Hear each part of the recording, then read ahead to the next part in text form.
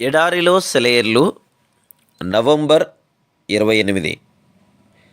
ఉదయ సాయంత్రముల ఉత్పత్తులను నీవు సంతోషభరితములుగా చేయుచున్నావు. 65వ కీర్తన 8వ వచనం.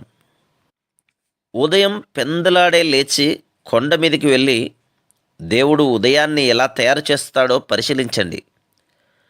దేవుడు సూర్యున్ని పైకి నెడుతున్న కొలది ఆకాశంలో బూడిద రంగు మెల్లిమెల్లిగా కరిగిపోతుంది. అన్ని రంగులు కాస్త కాస్త అక్కడక్కడ ప్రత్యక్షమవుతాయి. అవన్నీ క్రమంగా మిళితమై ఒకే ధవల కాంతిగా మారే వేళకు సూర్యబింబం ప్రత్యక్షమవుతుంది.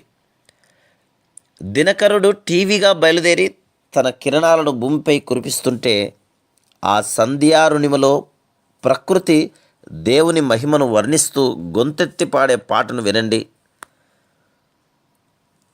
సంధ్యకాంతుల కింజాయిలో మంజుల స్వరమొకటి విన్నాను.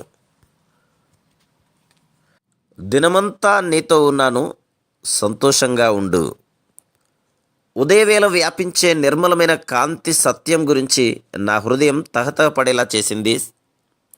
ఆ సత్యమే నన్ను ఉదయమంతా స్వచ్ఛంగా చేసే మహిమను కలది. అది ప్రకృతి ఆలపించే మధుర గీతికలో శృతి కలపడానికి నాకు తోడ్పడుతుంది. ఉషోదయ వేళ విసిరే గాలి నా నాసికా రంధ్రాలలో జీవాన్ని ఊదిన దేవునిలో నేను నా ఆశలు నిలుపుకునేలా చేసింది.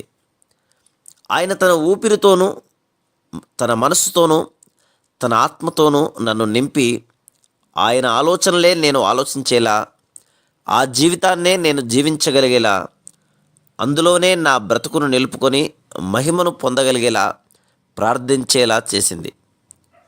దేవుడు ఇచ్చే ఉదయాలు రాత్రిళ్ళు లేకపోతే మానవ మాతృలం మనం ఎలా బ్రతకగలం?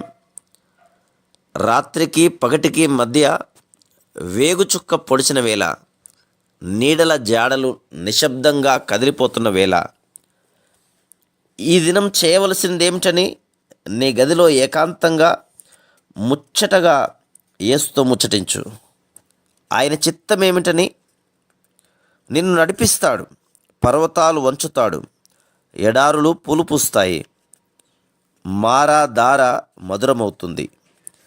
ఈ జీవన యాత్రంతా తెలుసా జైత్రయాత్రని?